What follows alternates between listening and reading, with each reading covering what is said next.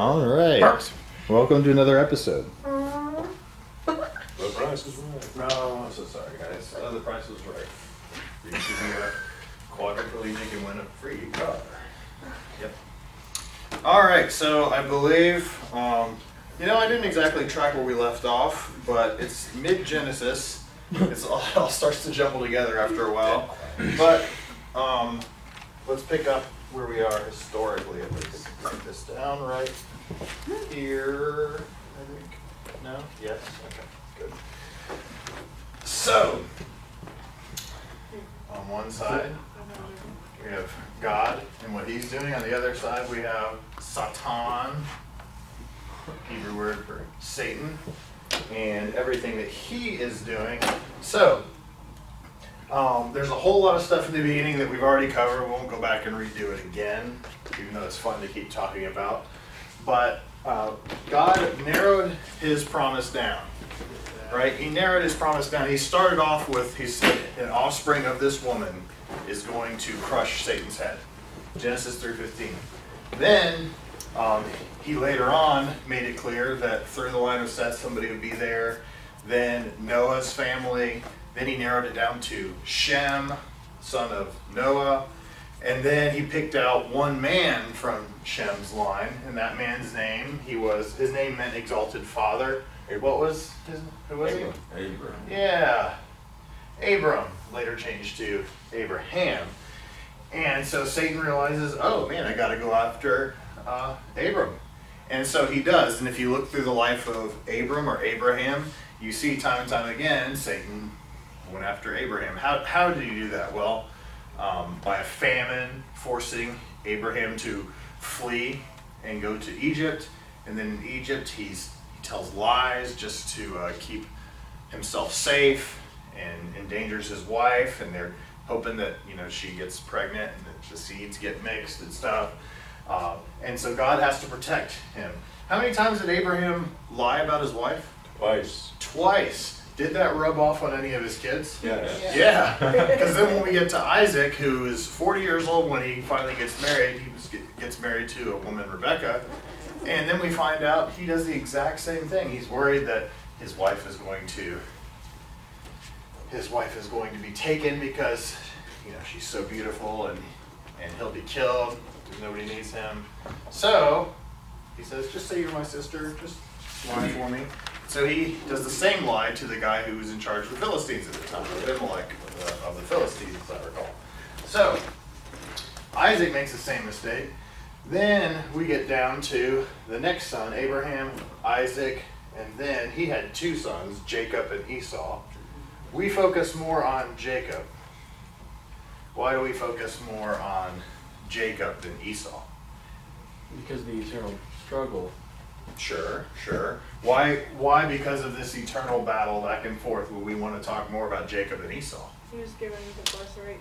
Yes. Even though he was the young one, the younger sibling, he should not have gotten it.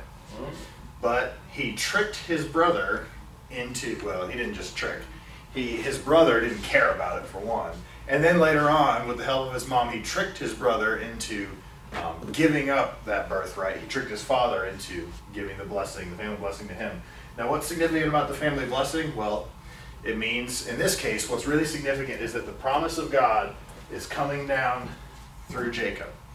That's what that means. Now, by the way, what does Jacob's name mean? Deceiver. The deceiver, the cheater, the one who grasps at the heel, trying to trip people up. That's how I remember it. He's a cheater. And unfortunately, he lived up to his name.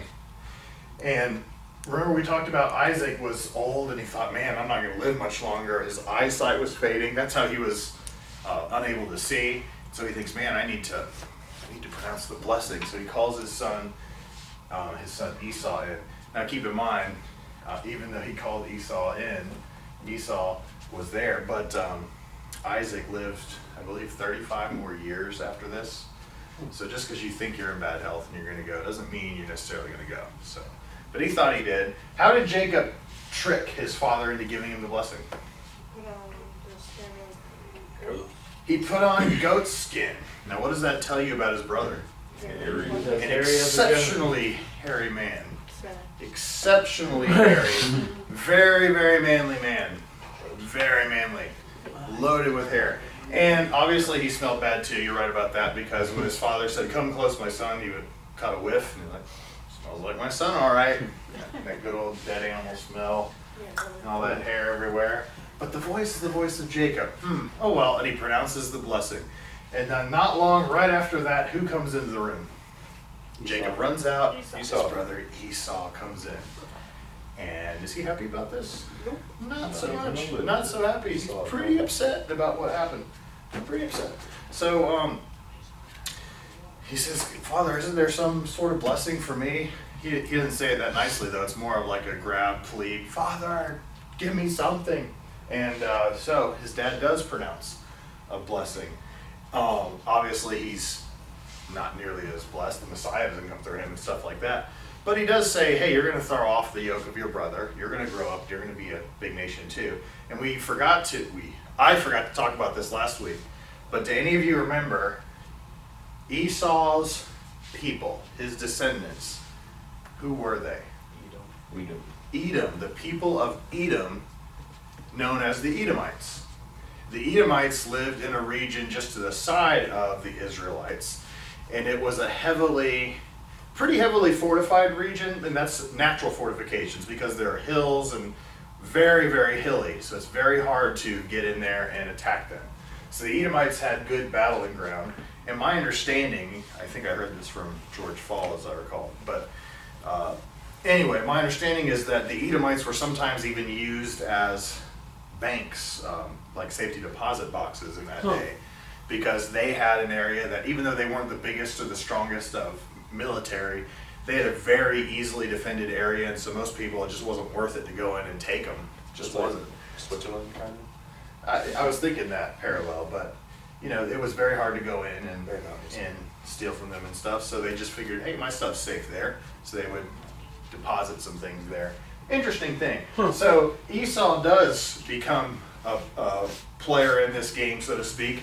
Later on in life, we're going to read about in the prophets, in the books of the minor prophets, and it's actually the shortest book in the Old Testament, right?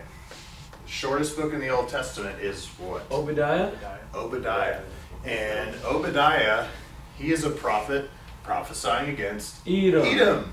The Edomites, because of what they did, or in some cases just didn't do. They just watched as their brother Jacob. Israel, the Israelite nation, just died, and they didn't care. They scoffed. They liked it. Yeah?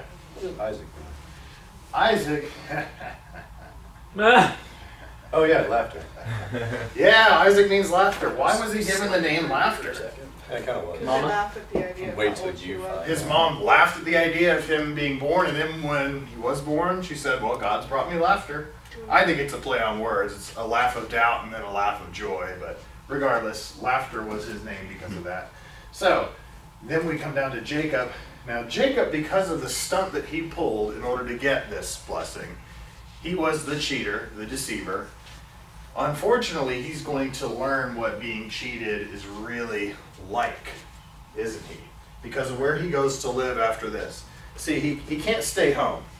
When you do something like that against your brother, I mean, we can go back to, if you go back to Cain and Abel, the older brother is not happy when the younger brother shows him up. Cain and Abel's kind of some proof of that. But in this case, it was even more vindictive. It was awful. And so Jacob has a reason to be fearful. So let's see where we are here. He goes to work for a man who is his uncle. But the reason why he runs off to be with his uncle is because mom steps in and mom says, you need to go. Now, why? Why does he need to go then? Well, his brother Esau was consoling himself. He wanted to make himself feel better. It's a form of therapy. If you want to make yourself feel better, you think of something that makes you feel better. Well, what made Esau feel better? The thought of his brother just being strangled, dying a miserable death. That made him just feel so much better. And that's what the Bible says about him, as I recall. You should look this up to figure out where we are, just to make sure we're in the right spot. But he consoled himself with the thought of killing his brother. Now, Who do you think played a part in that? Who do you think had a vested interest in the death of someone who had the blessing that comes all the way back from Genesis 3:15? Yeah, Satan's move was probably getting Esau to Got it. kill. Yeah, what do you got? I got Esau held a grudge against Jacob because of the blessing his father had given him. He said to himself, "The days of mourning for my father are near. Then I will kill my brother Jacob." What does that mean? The days of mourning of my father are near. He'll die soon. Yes, Dad's going to die soon. So he had enough respect for Dad to say, I'm not going to do it yet. But as soon as Dad is gone, I'm going to take care of and kill this brother. We're going to come back to that. Hopefully somebody will remind me of this. Remind me sometime later when we get to it. Waiting for Dad to die, because that's a theme that we're going to see again. So he consoled himself with this idea. Mom caught wind of it and decided, oh, Jacob, son, you got to get out of here. Now, even though we see what's going on between these two kids, you got to keep in mind here, it's going on between the two parents as well. And the parents are enabling this, and a lot of times I think we have to be aware of that, because when we have kids or whatever in that situation, oftentimes, yes, your kids make their own decisions, but we enable them to make certain decisions sometimes, right? We set up the scenario. And what is that thing they tell you? I mean, every parent knows this, right? But before you tell your kid pretty much anything, you and your spouse are supposed to be kind of on the same page first, right? That's kind of important. Why? Why is it important for the two parents to be on the same page? Because one will go to the other if one has bad advice. Yeah. How young does a kid learn to use one parent against the other? Pretty young. Pretty young. I don't even think they know. I'm not even sure if they know words yet, but they still have figured out this concept of, Puppy eyes. I get from you, not from you, so I go to you, or I do this to achieve. They are very, very smart, and they pick up on this. So, united front is what it's called. Well, their parents, Isaac and Rebekah, did not have a united front, and that was one of the big problems. What's that? What? Obviously. Obviously not, yeah. And that led to some of what we read about in the Bible. When you read Scripture, though, most of what you're going to read is about Jacob and Esau. But I think it's important to be reminded that there's a backdrop to this. Like, historically, yes, we're focusing on this rivalry, but there's enough said here to let you know that, hey, the parents allowed this to happen when they could have done something different, and they didn't. And they were godly people, so there's no excuse for them. So be aware of stuff like that. So Jacob has to run off and live with his uncle. So that would be Rebekah's brother, a man named Laban. And he's working for this man, Laban. What? It was just the sweetest guy. Yeah, exactly. Now, what chapter in Genesis are we in now? You guys are going to help me follow it. 27 and 28? Okay, where do we read about Laban? Is it in 27? The very end of 27 and the beginning of 28. Okay, so when he goes to work for this man, Laban, let's see. He works for a while. Let's see. Does anyone know how long he spent total there? I have written down that he spent almost 21 years before he was actually out of there. He spent a long time.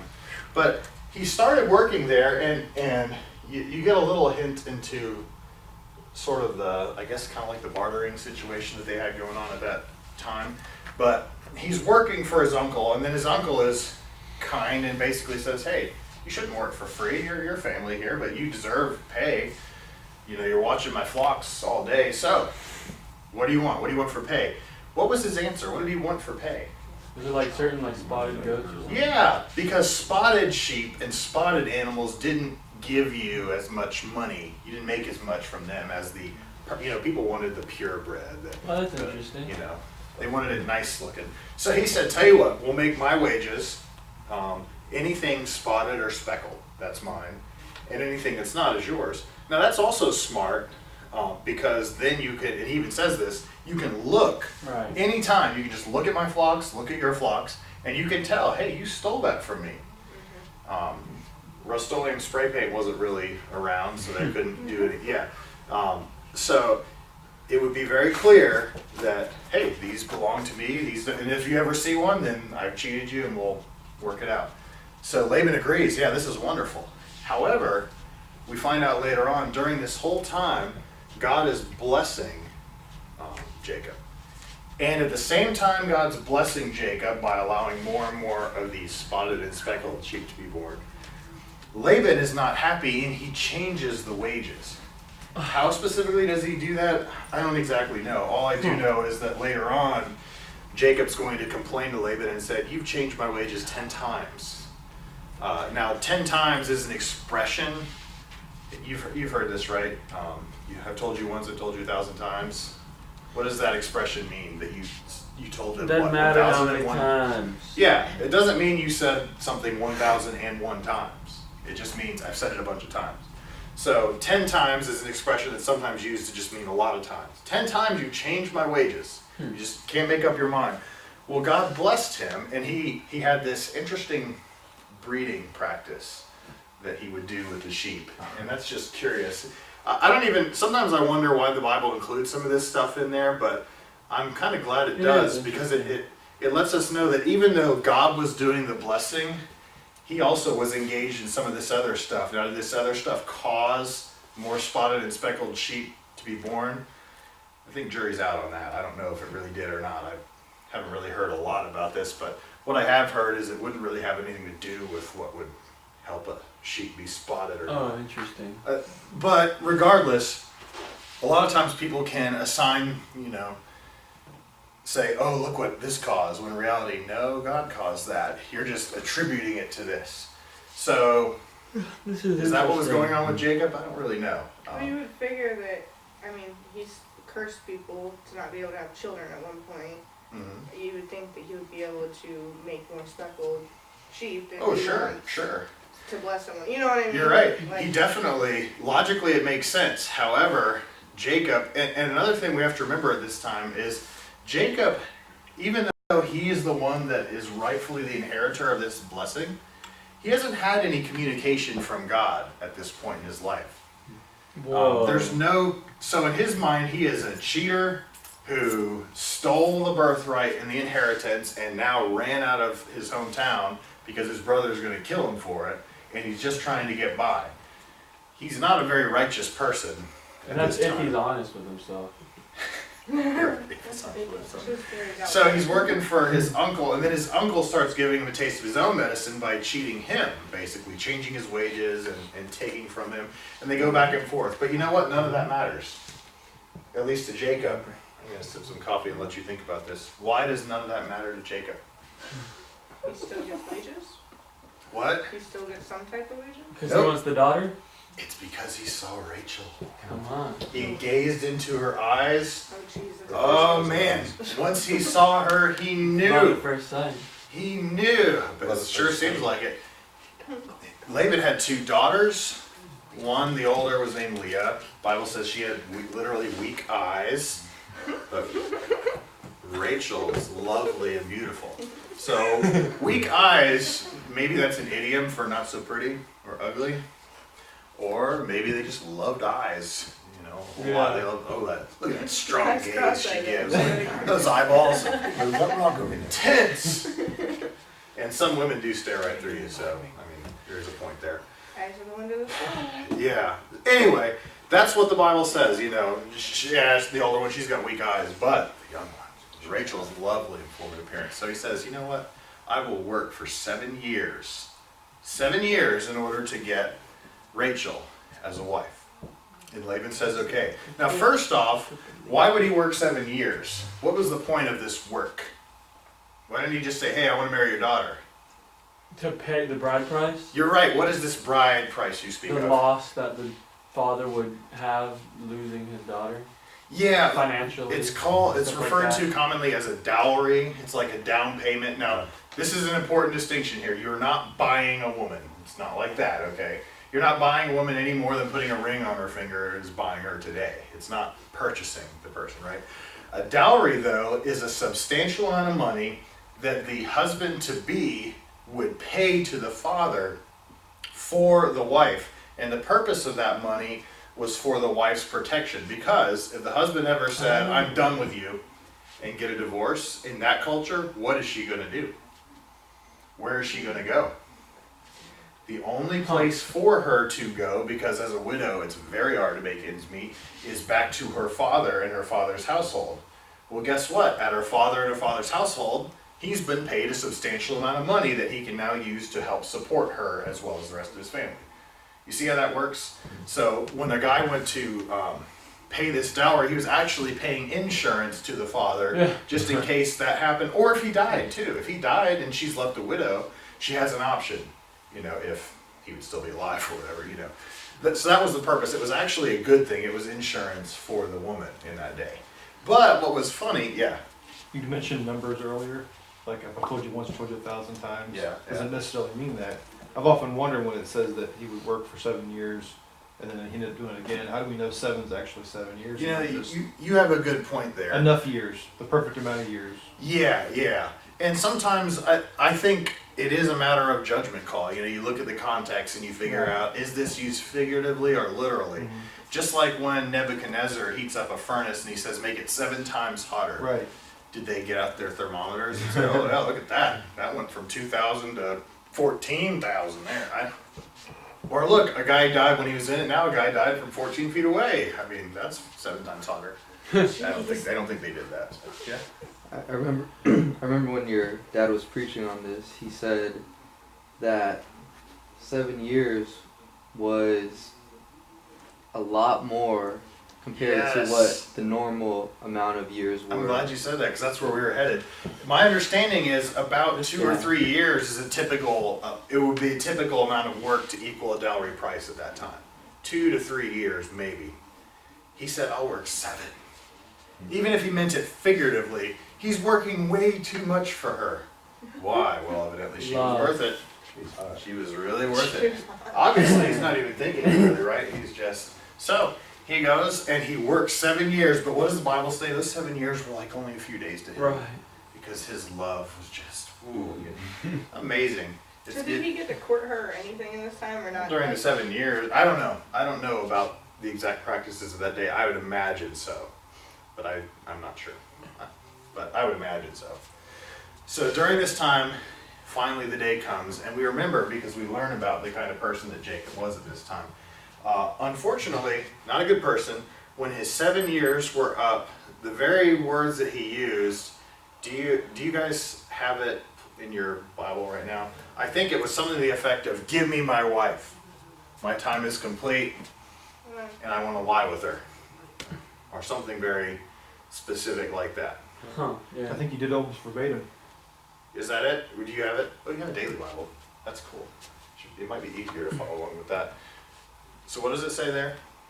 Then Jacob said to Laban, give me my wife, my time is completed, and I will make love to her. Okay. Well, not only is he to the point, my understanding is, from the people who know Hebrew really well, this was actually a very vulgar thing to say. Even in that time period, this was a very rude and vulgar thing to just throw out there. So he's being very inappropriate here. It's basically, my time is done, I want my wife, I want her now! And it's just like... So, this speaks to his character. Not such a good guy, but he did love Rachel and he worked hard. So, weddings at that time took about how long? 3 days. I don't know, a week or something? About a week for the wedding feast. I mean, the wedding was the big deal of your life. When you get to go to a wedding, it was, and we think they're a big deal now because they last 3 to 5 hours, and that's intense to me, but a week-long wedding celebration. I mean, it was huge. So during the marriage celebration, Jacob got himself good and drunk. He was just having a great old time. And the combination of him being really drunk, and then Uncle Laban decided to send Leah in there instead of Rachel, the older sister with weak eyes. She probably had the thick veil for a while, you know. So veils used to cover the face completely. That's what I heard. Really? That's what I heard. So wouldn't have been able to tell. Had the in eyes some cultures, covered. In some cultures. So he ends up getting married to Leah, and he doesn't know it. Now, not too much time goes by before he wakes up and he realizes, who are you? you're not Rachel. And he got married to the wrong woman. That's a sad mistake to make, right? And when he goes to Laban, when Jacob goes to Laban to complain about this, he said, what have you done? I worked for Rachel. You gave me Leah instead. And he said, well, it's not our custom to marry off the younger one first. What kind of excuse is that? That's meaningless. But tell you what, you just work 7 more years and then you can have Rachel. Now, an important point, I used to think that he had to work 7 more years and then he got to marry Rachel. No, he probably got to marry her right the next week. It says, finish this daughter's bridal week, then we will give you the younger one also, in return for another 7 years of work. Yes.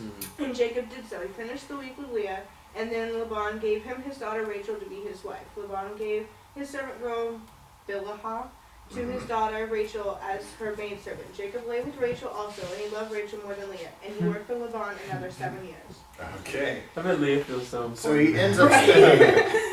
This is where the question comes from. Oh yeah. Now that's a very interesting sermon right there when you study the life of Leah, because God sees her circumstance and allows her to have lots of children, which was socially the best blessing a woman could ever get in that day. And Rachel was barren for a long time, didn't have any kids, and Leah she'd crank them out. She was like, yeah. And what's very interesting is when you fast forward to the end of their lives, only one of the 2 wives is buried right next to Jacob, and it's not Rachel. Rachel dies and is buried somewhere else, but Leah is the one that he wants buried right with him. So it seems as though he changed over time. He kind of woke up to the reality. But in the beginning, the cheater guy was just pretty shallow. There's so much we can talk about with him, and I don't want to get stuck too long. But basically, this is the character of this man initially. Now, why is he this bad? Well, I don't know. Maybe Satan's involved. Maybe he's trying to pollute this guy because he recognizes that, you know what, he's supposed to be the one that crushes my head, and so I need to be dealing with him. But Jacob reaches a time in his life where he is outside and it's late, and then a person comes, and the Bible just says that he's wrestling. He is fighting with this person throughout the night. Later on we find out this is no ordinary person. This is actually God in a human form, wrestling, struggling with Jacob. And what was the struggle about? Why would Jacob not stop wrestling him? Do you remember? He wanted to be blessed. Yeah, he wanted a blessing. He said, I'm not letting you go. God said, hey, let me go. It's almost morning, It was a good fight, but I'm done now. It's time to go again. And this is what, as far as people that can say this, he was winning against God. That's what the Bible says. God was losing the fight. Now, obviously, I think God was going easy on the guy because I think he was better. But still, Jacob was winning, and then God said, okay, it's almost morning, let me go. And he said, no, I won't let you go until you bless me. And God calls out to Jacob, and you got to remember, what is God saying? Well, hey, you're a cheater. Okay, cheater, let me tell you, you are a cheater. That's who you are. But your name's going to be changed. Your name is now going to be Israel. That's what so Jacob's new name is Israel, and that name's going to be adopted later, right? That's going to be symbolic of the nation of Israel and the 12 tribes, 12 sons, and all that. So that's what we're coming to. What does Israel mean, though? Struggle against God. Struggles with God. Isn't that a perfect picture? Literally what Jacob did is also what his people would do for years and years and years. We know about Israel. They struggled with God, back and forth. Obedient, disobedient. Following God, following idols. That's really what they did. And then, since Jacob wouldn't let him go, God touched the socket of his leg and wrenched it out with one touch. Right then he knew, like, okay, I've lost. And I think it says that he walked with a limp after that, too. And that's a good way to remember that day. Good way to remember that day. So anyway, interesting.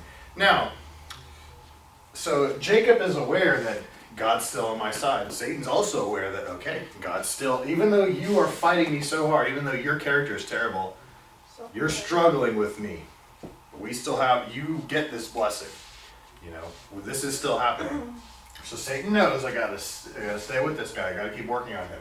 So as Jacob goes on, we see him improving, but his character is still lacking. Remember when he was away for a long time, and then he finally decides it's time to come home. I need to see my brother Esau again. But we didn't exactly leave on a good note. So what does he do in his preparation? God's blessed him. He's wealthy. Oh, even before we get there, what does it say in? All right, Genesis 32 is where it says that he wrestled with God. When Jacob runs away from Laban the first time, he runs away, and then Laban finds out that he ran away, and so he goes to chase after him. However, Jacob's favorite wife, I think it's safe to say that's who Rachel was, stole something when they left. She stole the teraphim, the household gods, these little idol things, and she took them. Evidently they weren't that big, and they weren't that holy or powerful either, because how can you steal people's gods and run away with them? That stinks.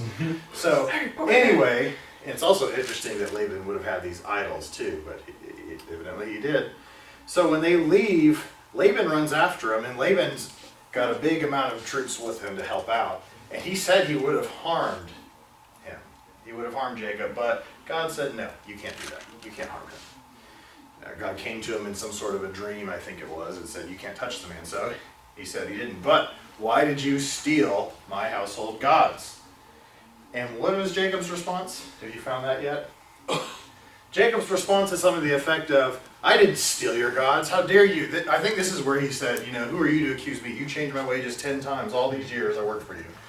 And he said, if anyone here is found with these household gods, kill him. Let him die. He didn't know that his own wife, Rachel, the pretty one, had stolen them. However, when Laban went to search, he searched everything. Rachel figured out a way to hide the gods so they were never found. She pretended, she said, Father, it's that time of month.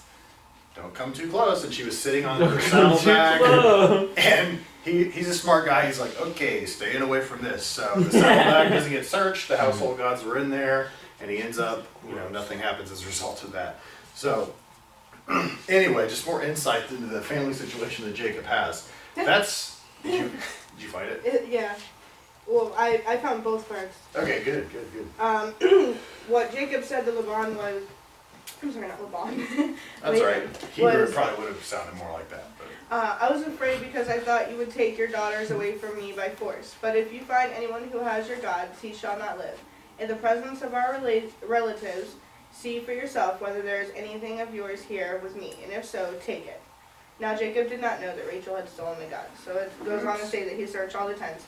And Rachel said to her father, don't be angry, my lord, that I cannot stand up in your presence. I'm having my period.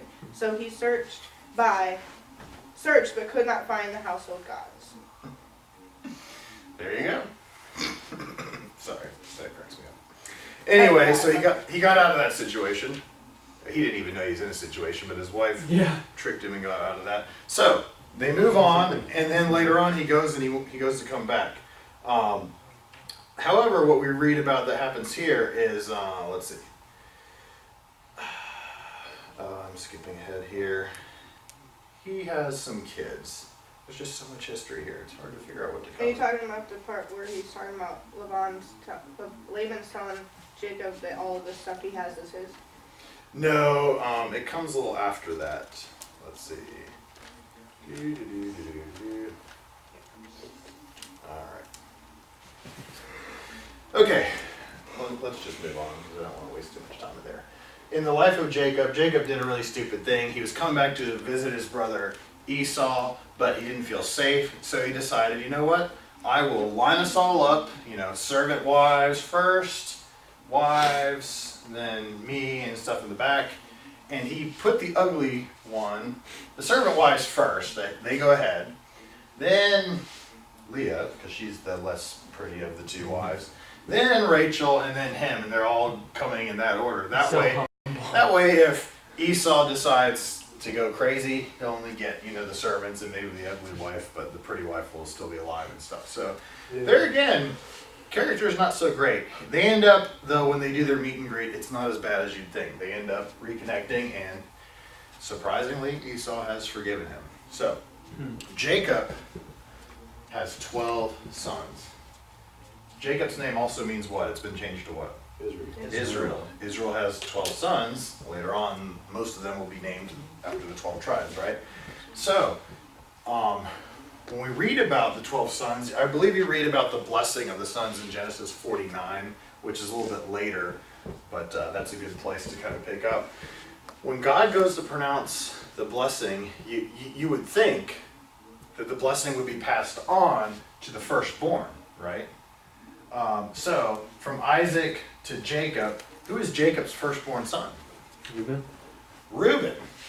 Reuben is Jacob's firstborn son. But the Bible tells us that the blessing didn't get passed on to Reuben.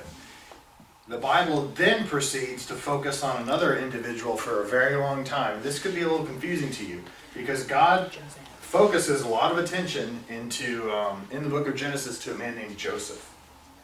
A man named Joseph. And you think that this Joseph would be the one that is probably going to father the Messiah or something, right? Because the Bible focuses so much attention on him. Sure. However, Joseph is not the one that is in this line where the blessing is going to go to.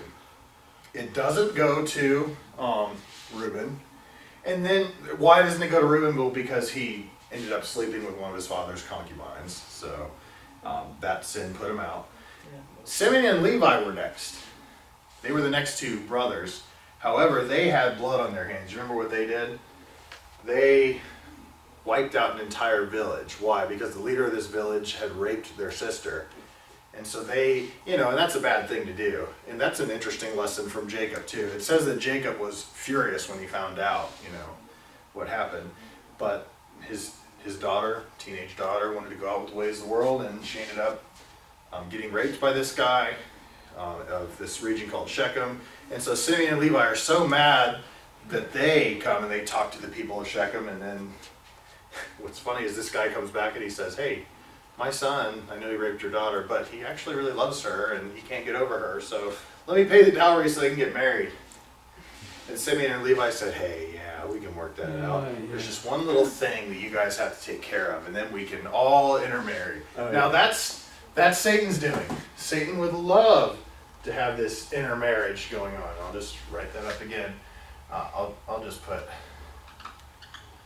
Simeon and Levi and the whole intermarriage thing that's going on.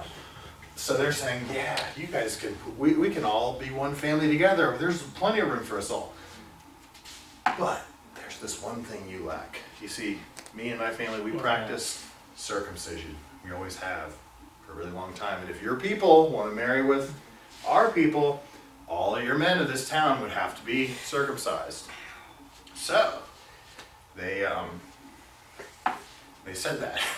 And guess what the people of that region did? The people of that region said, okay, we're going to do this because these are great, they're blessed people, it's going to be wonderful. And so they do. And after they have taken care of that situation, my understanding is it would be a little painful. The older you get, the more painful it is, I'm told, medically speaking, for that sort of thing to happen. You sure remember it. So, when the people were, I think the Bible says good and sore, or something to that effect. Yeah. While they were still healing, or while they were still sore. They were in intense amounts of pain. Simeon and Levi came in and slaughtered them. They killed them. That's awful. Yeah. That's a terrible way, but it's the only way they could win. And none of the men could fight them because they were preoccupied at the moment. So Simeon and Levi came and they slaughtered this whole town. Then when they get back home, their dad, Jacob, is furious. He is so furious. So what does he do to Simeon and Levi for this? Curse. My understanding is he doesn't really do anything. He's just really mad. Huh. Well, they leave. What's that? They leave Shechem. Yeah, they do end up leaving. I don't think they wanted to really stay there for that long anyway. But you're right, they do end up leaving. But as far as disciplinary action specific to these two guys, I don't think the Bible records anything specific. I wonder how old they were. Old enough to kill a bunch of people. Yeah, sure were. So that's just interesting to me, and I think that's also insightful on the parenting of this man. It's a bit of a problem. You can get really mad about stuff, but you need to follow that up with some sort of action, I think. So he didn't do that. But Simeon and Levi, you guys are not going to get the blessing. So the next son in line. Did Jacob say that? Yes.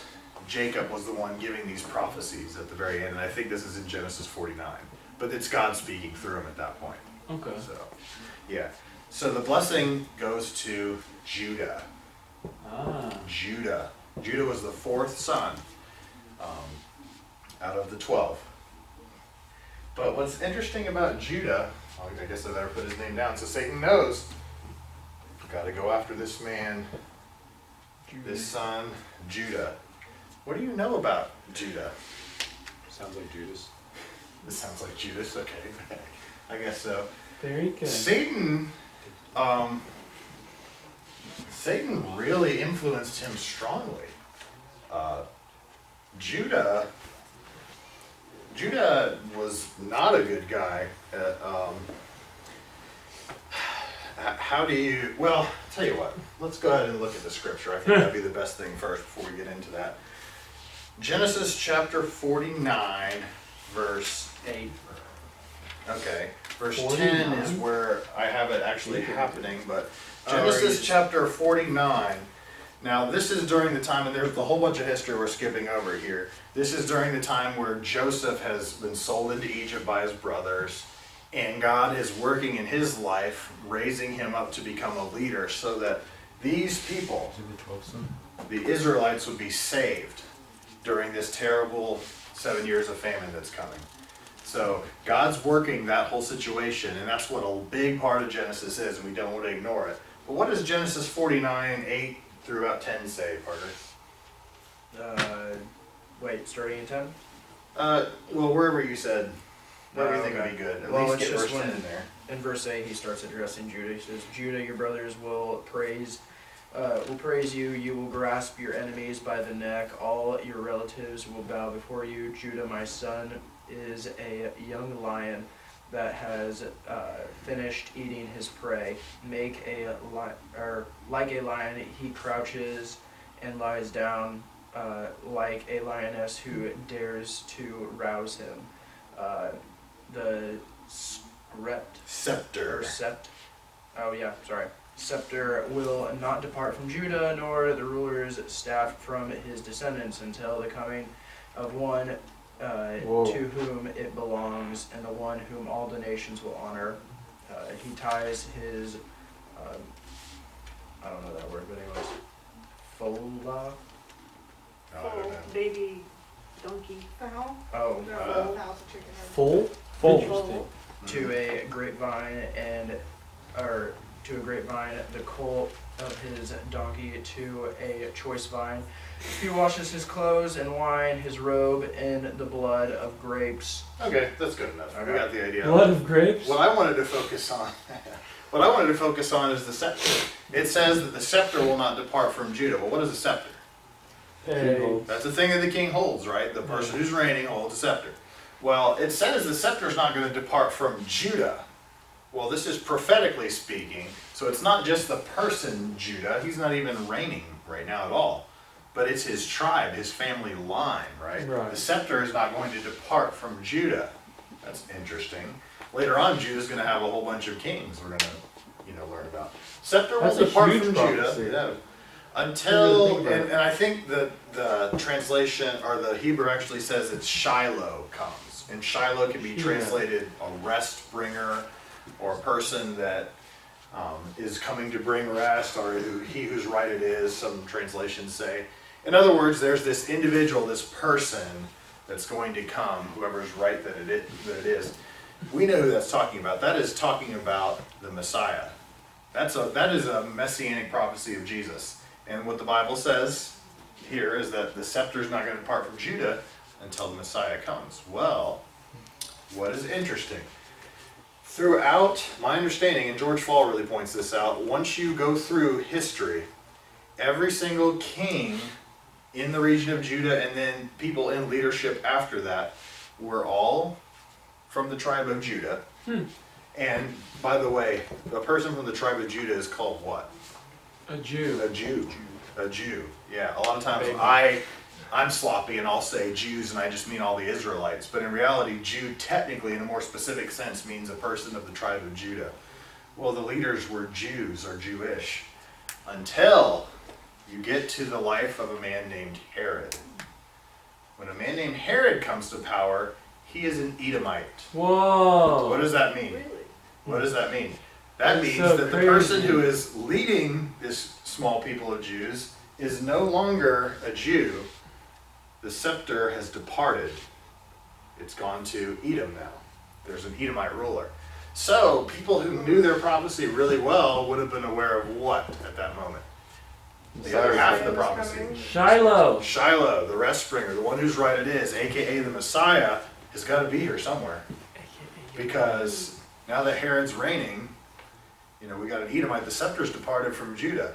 And that won't happen until the rest bringer gets here. So it's a pretty cool prophecy that is spit back out And there. he's the one that sent out all of the people to kill all the babies because the prophecy to take dethrone him. Yeah, he pretended to be like, oh yeah, I want to know where this Jesus is. Yeah, tell me so I can go worship him.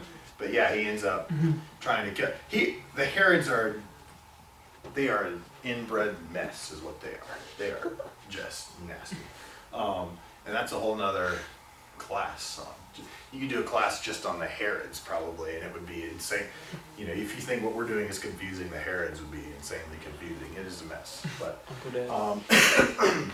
so Judah is the one. What do we know about the character of Judah? I'm running out of time here. Character of Judah. Well, he had 2 sons. First one was so bad, God killed him. How bad of a child is that? Obed? Yeah. Wait.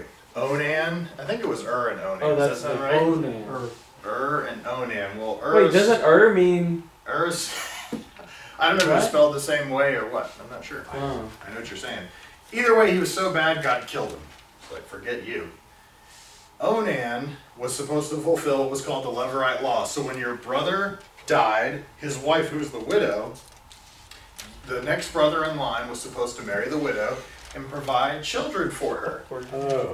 Onan, and this is where we read about Onan. Onan took the wife, but did not want to give her the children. And so he wouldn't. The Bible says he would let it out in the ground instead of impregnating his wife. That's what it says. I'm just being biblical here. And instead of doing that, God was so angry about that what did he do? Boom! He killed him too. So, both of Judah's kids are so bad, God kills them. Wow. I cannot emphasize how bad that must be, because God often waited and let nations, grow to this terrible amount of perversity. It's not very often that God says, your child's so bad, he's dead. But Judah's kids were that bad. So he has a 3rd son. And what does he think? He thinks that woman, her name was Tamar, his daughter-in-law, she must be bad luck. So I'm not letting this son is not going to marry Tamar. So he holds on to his 3rd son and he keeps it away. He keeps him away from Tamar. So Judah is not fulfilling his obligation. And so what does Tamar do? Well, she's a widow and she's supposed to have kids, but she can't, so there's nothing else she can do, really. So the Bible says, and it's not endorsing this idea at all, she decides to dress up like a prostitute does and go out on the outside of this town, village, city, whatever it was, and to hang out there. And when Judah is traveling on his business affairs, or whatever affairs, when he's traveling, he's looking around for a prostitute. Now, it's interesting that she knew ahead of time that he would be looking for some companionship, because that's exactly what he was. There again, that tells you the character of this guy. And he ends up seeing this probably heavily make-upped woman that he did not recognize at the time, disguised. And he says, how much will what's the payment if, for one night? And then she demands the payment. She tells what the payment is, and he says, well, okay, I'll get that for you. And she said, well, for now, just give me your staff and your cord. I thought it was a ring too. Yeah, Your seal, your staff. Wasn't there a 3rd thing? I thought it was the ring or it was some sort of ring. Signet. We should look this up. Where's it at? The Bible. Well, yeah, thanks. I appreciate it. I don't know off the top of my head. It's mid-Genesis, because you're reading about the life of Joseph, and then it transitions to the life of Judah for a short while. 40s, 30s. Mine is 38. I wish I took better notes on locations because a lot of times that would have been helpful. 38? Ah. So Genesis chapter 38. So what does she get? Oh, Your seal and its cord and the staff in your hand.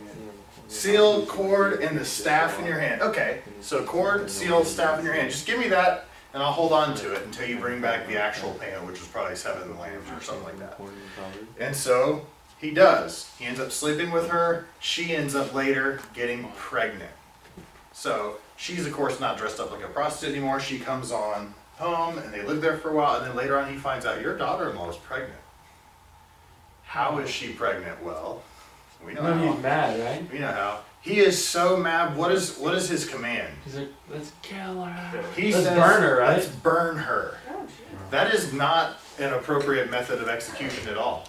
Lighting on fire is not what they did Yeah, at he's the time. evil. So he is so angry at her that he says she needs to be burned. But Yeah. he gets away with going to buy prostitutes. So I'm sorry. when they, You're yes, you're right, you're right, you're right.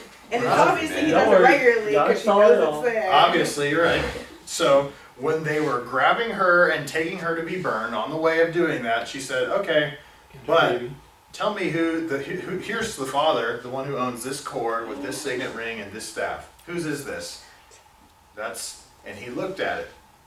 And what did he say? Well, he said, let her go because she's more righteous than I am. Because I withheld my son and I shouldn't have done that. So that's what the Bible talks about when it talks about Judah. How positive is he looking to you? Not very positive. But Jesus is the Lion of the tribe of Judah. Isn't that interesting? Jesus comes from that woman Tamar.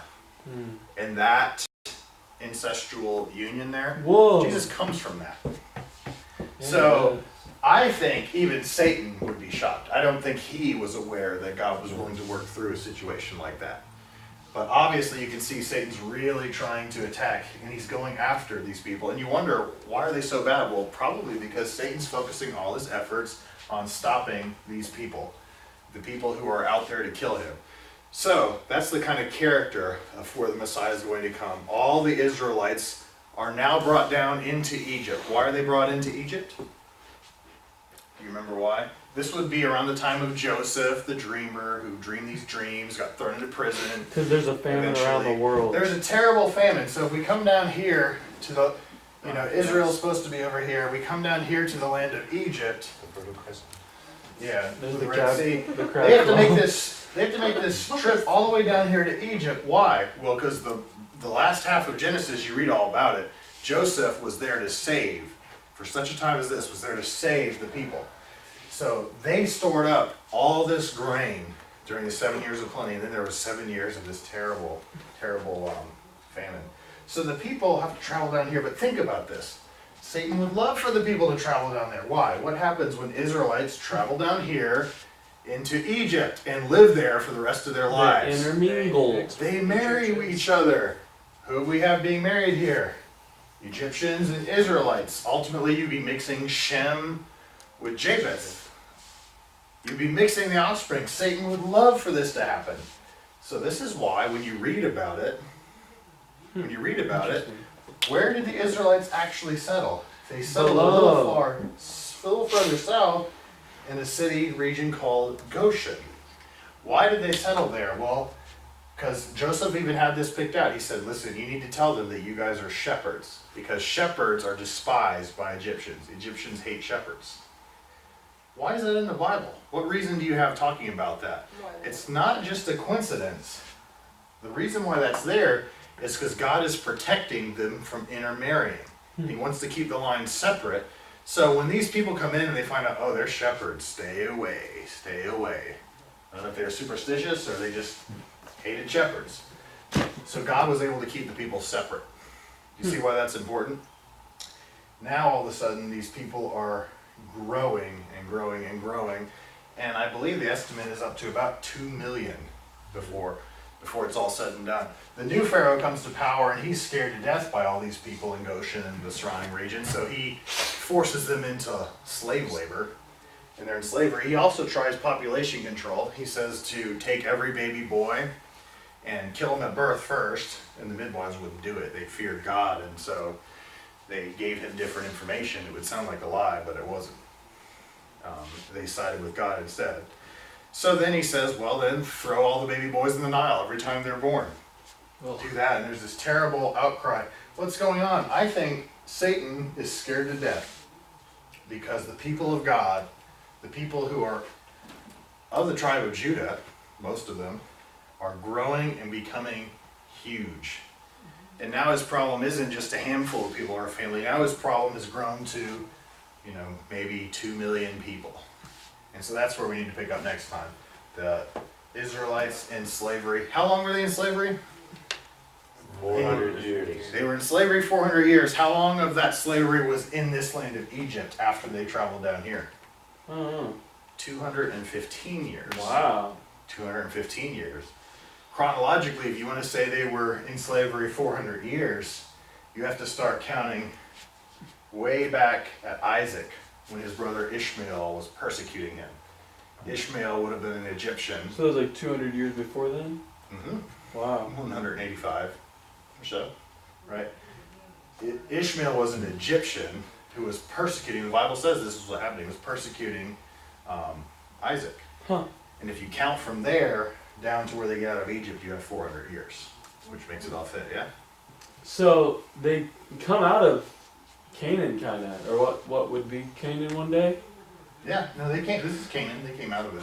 Did do the Jews in Goshen consider that area to be their true home, or was it just kind of a random area and then it becomes their true home? I think because of what God said to Abraham that they did consider it their home. Because God told them to go here. And ultimately, even though they left a number of times, they settled back there. And God said, go here and I'll make you a great nation. So that to them would have said, I think, this is home. That would make sense. But the famine was so bad that they had to leave home just because there's no food around. And that's a big deal. When that happens, your options are limited. Any other questions or comments or thoughts? Anything I messed up or didn't get quite right that needed clarifying? I just want to comment. Yeah. All these sons, Jacob has 12 sons, right? The first 3 are just awful, and Judah seems like he's pretty awful too. If you think about it though, Jacob's pretty self-centered. I don't think he would take the time to really teach his sons the way of God or the way that they should act. You know what I mean? Yeah. And it kind of shows parents, children come from the offspring of, that's very true. That. And if he doesn't take the time, then that would explain why they're pretty awful. Yeah, sure. Yeah. And it is true also that when you get down to his later sons, they tend to be better kids. Some of them we just don't know much about, but from what we hear about Benjamin, and more specifically Joseph was a very moral kid. I mean, very moral kid. He resisted some very difficult temptation. I think he's the one guy that you read about in the Bible that doesn't have a clear, specific sin about him mentioned. What about I think he's the only one, except Jesus. No, the man who walked with God. Enoch, yeah, that's a good Enoch, point. But as far as at length, several chapters of scripture about one person and to not mention any sins, any clear sins, I think Joseph's got that, It's interesting. So it is, it's stunning to me. Why do you think they focus so much on him? I mean, obviously you can only speculate on that. Yeah. And I don't know except that all the people would be dead if it weren't for him. Yeah. And I'm really glad they did, because if we didn't focus so much on him, it's more about Judah. And what on earth is he doing right now? Probably nothing we need to learn about. Yeah. Right? But if we focus on the one guy that's doing something good and how God turned, 20 some odd years of misery and terrible, life of this kid into making him to the leader of all Egypt, basically, and saving his people and being the second most powerful man in the world at that time. Is there any historical, Pretty significant. does that help the historical background of the Bible by talking about him specifically? Now that I don't know. Actually, the answer is yes. There are records of Zebediah, Yeah, the title his he gave wife. him as being the governor of Egypt. My understanding too is there's some stuff from I think they've unearthed the region of Goshen, I thought, and they found some things there. So from that perspective, it's huge. Yeah, that'd be a good reason. Yeah, they just haven't connected it with the right pharaoh as far as verifying that the biblical stuff is Yeah. corresponding with. Have you watched that Netflix documentary about the thing? I haven't had a chance yet. I've started it, but I'm told that the main theme of the thing is that people are often assuming the wrong Pharaoh, and if you do that, everything's off. But if Right. you jump to this other one, everything in the Bible lines up perfect. Whoa! Which is very interesting. And then Which we ask means the that he question, has why to do we be a assume Pharaoh. this one and not that one? The All right, well, devil. thank you guys. Yeah, it's the devil. Could be. Foosballs for the devil.